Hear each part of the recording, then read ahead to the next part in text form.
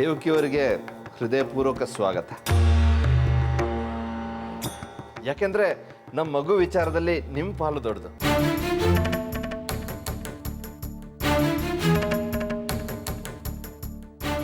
ಅದರ ಒಂದು ಚಿಕ್ಕ ಬದಲಾವಣೆ ಅಷ್ಟೇ.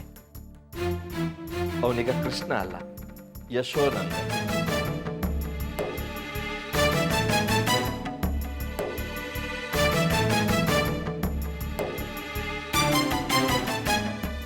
ಎರಡು ಅರ್ಥನೂ ಒಂದೇ ತಾನೆ.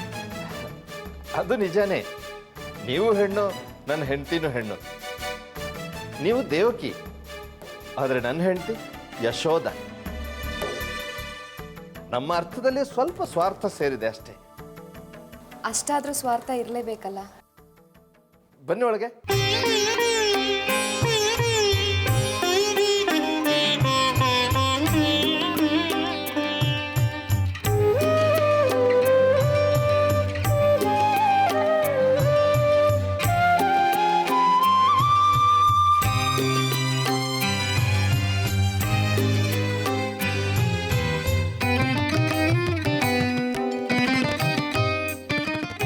ನೀವು ಅಲ್ಲೇ ಕೂತ್ಕೊಳ್ಳಿ, ಪರವಾಗಿಲ್ಲ. ಕಂಗ್ರಾಟ್ಸ್ ಯಶೋಧ. Thank you. ಮಗು ಮಲಗೋದೇ ಇಲ್ಲ ದೇವ್ಕಿ. ಹೀಗೆ ತೊಡೆ ಮೇಲೆ ಹಾಕೊಂಡೇ ಮಲಗಿಸ್ಬೇಕು. ನೀವು ತುಂಬ ಹಠ ಕಲಿಸಿದ್ದೀರಪ್ಪ. ಯಶು, ದೇವಕಿಗೆ ಮಗುನ್ ತೋರಿಸಲ್ವಾ? ನೀನೇ ತಾನೇ ಇವ್ರನ್ನ ಇನ್ವೈಟ್ ಮಾಡಿದ್ದು. ದೇವ್ಕಿ ಕೈಗೆ ಮಗುನ ಕೊಡಲ್ಲಪ್ಪ. ಅವರೇನು ಮಾಡಲ್ಲ. ಆದರೂ ಪರವಾಗಿಲ್ಲ ಯಶೋಧ, ನೋಡಿ ತೃಪ್ತಿನೇ ಸಾಕು ನನಗೆ. ಕೈ ಕೊಡಬೇಡಿ, ಅಲ್ಲಿಂದಾನೇ ತೋರಿಸಿ.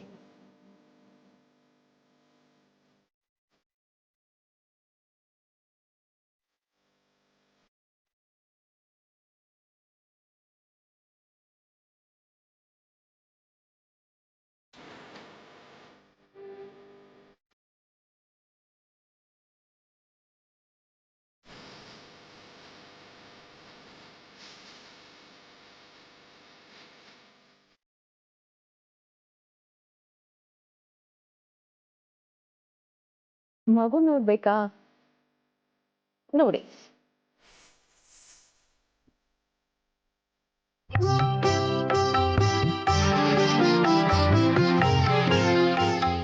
ನೋಡಿದ್ರಾ? ಸರಿಯಾಗಿ ಕಾಣಿಸ್ಲಿಲ್ವಾ? ಇನ್ನೂ ಒಂದ್ಸರಿ ನೋಡಿ.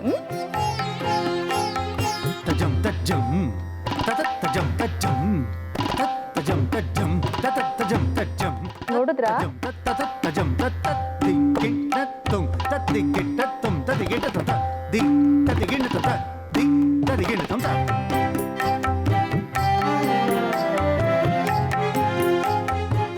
ಗಿರ್ಜಕ್ಕ, ಆಮೇಲೆ ದೃಷ್ಟಿ ತೆಗಿಬೇಕಾಗತ್ತೆ.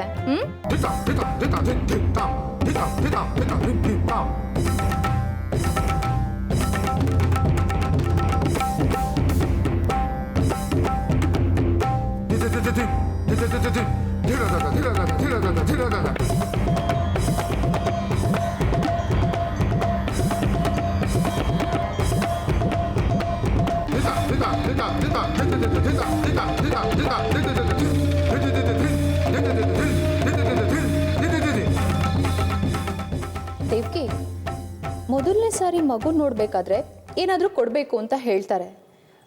ಆದರೆ ಇದು ನೀವೇ ನಾಮಕರಣ ಮಾಡಿದ ಮಗು ಅಲ್ವಾ? ಈಗ ಇದು ನಿಮ್ಮ ಮಗು ತಾನೆ. ನಾನು ಈ ಮಗುನ ನಿಮ್ಮ ಕೈಲಿ ನೋಡ್ತಿರೋದು ಇದೇ ಮೊದಲನೇ ಸಲ. ಅದು ಅಲ್ಲದೆ ನಮ್ಮನೆ ಕೃಷ್ಣ ಈಗ ನಿಮ್ಮ ಮನೇಲಿ ಯಶೋನಂದನ ಆಗಿದ್ದಾನೆ.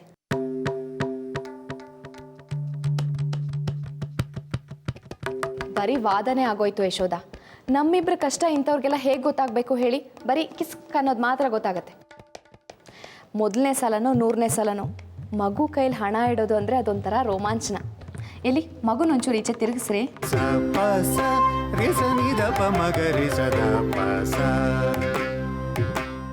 ಸಾಕಾ?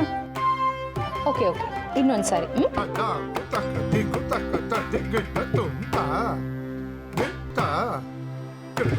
ತಿರುಗಿಸಿ ಯಶೋಧ.